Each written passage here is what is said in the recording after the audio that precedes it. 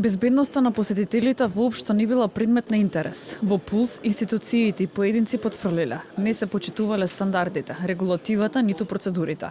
Ова се дел од заклучоците од градежното вештачење, ако посочи вештакот и професор на градежниот факултет при УКИ, Горан Марковски. Професорот посочи дека објектот е составен од два дела. Еден со одобрение за градба од 1999 година, а вториот е дивоградба, легализирана во 2011 година, за лесна индустрија, а потоа пренамената. Марковски ја појасни хронологијата на извршените градежни активности.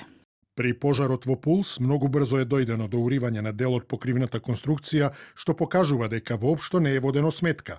Да се коригирам, можеби за индустријата кога била конструирана да, но за дискотека не.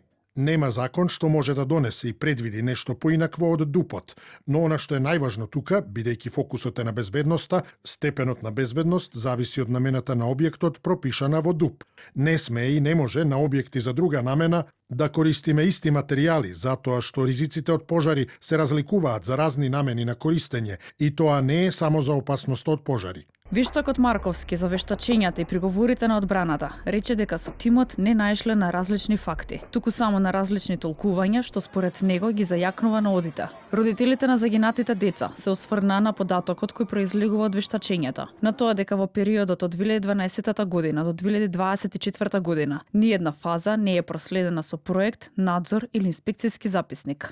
Вештаците јасно заклучуваат дека не станува збор за обична адаптација, туку за реконструкција во смисла на законот на градење. Тогаш прашањето е едноставно. Кој требало да го види тоа? Кој требало да го контролира? Кој требало да реагира?